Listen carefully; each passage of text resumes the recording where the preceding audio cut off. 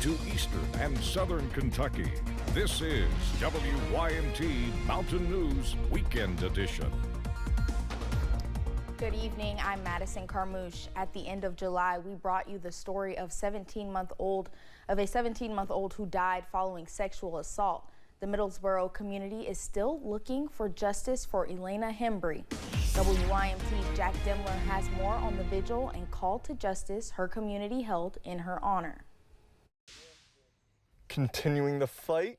We're going to do as much as it takes in order to keep baby Elena and this case on the forefront of everybody's minds. We don't want to get this lost in the system. For justice. That I will be that child's voice as long as I'm breathing and until she gets justice. Middlesboro community members gathered outside City Hall to host a candlelight vigil and a call for justice rally for baby Elena. It's been amazing, and I know it meant a lot to her family. You know, all they want is justice for this sweet little girl who done nothing to deserve what happened to her. Some even shared memories they had with her. Every morning when she would get up, she would either crawl or walk across the hall to my room, and I'd leave my door cracked. She would sling it open so hard it would bounce back off the wall.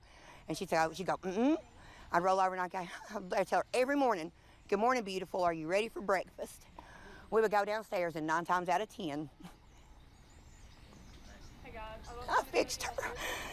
Have dollar-sized blueberry pancakes so she could hold them in her hand, and me and her would have breakfast every morning. This coming days after the chief of police said they were still awaiting DNA results. It was gut-wrenching when I read that, but I also try to look at it from their perspective, and that could be very true. With questions still looming. But in a case like this, where the community is still in danger because these alleged perpetrators are walking the street, why can't something be done faster? And a sense of urgency to keep a community safe. One of these guys has a pattern, previous charges, things like that. So we need to get them off the street. That's bottom line. Keeping the fight for baby Elena alive. In Middlesboro, Jack Demler, WYMT Mountain News. Family, friends, and gatherers say they hope that this case will receive the national attention it deserves. On Friday, the Harlan County Sheriff's Department made 2 arrests following a traffic stop. After searching the car, officers reportedly found methamphetamine, other controlled substances, drug paraphernalia connected with drug trafficking, and large amounts of money. Both Monica Napier and Austin Barga were charged with trafficking in a controlled substance. Napier was also charged with careless driving.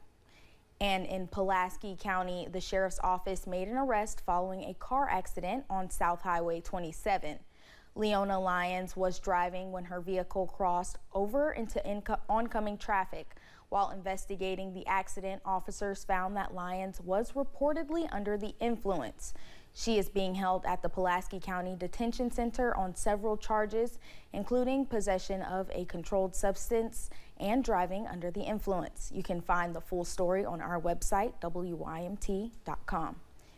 Nearly a dozen organizations gathered in Corbin to take part of the Renew Retreat, an event dedicated to spreading awareness about Parkinson's disease. WYMT's RJ Johnson has more. Parkinson's disease is one some officials are seeing an increase of in Kentucky, which is why Parkinson's in Motion and Parkinson's and Movement Disorder Alliance hosted a retreat dedicated to spreading awareness and giving folks impacted by the disease a chance to learn from professionals.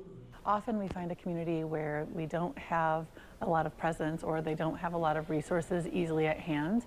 We try to get into that community, find people that we can in the outskirts and bring everybody together so that they can go forward with more resources, more self-advocacy. Kelly Papish with the PMD Alliance says events like these are important for folks in the region that don't have a lot of information about the disease. So we know that this is a disease state that needs to be addressed. Everybody will know somebody or be touched by Parkinson's disease in some way. And the more that we can spread awareness and advocacy about this, the better that we're going to have the world with living with Parkinson's. Doug Yost is living with Parkinson's, and he says these type of events can help make an impact. So far it's been very enjoyable, and I hope to look forward to an afternoon of activities and learning and just networking with other people like myself with Parkinson's, other providers of health care. It's been very worthwhile.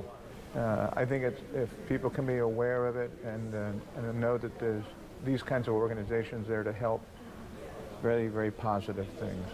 By educating and motivating, Yost says he's happy he had the opportunity to learn new details about the disease.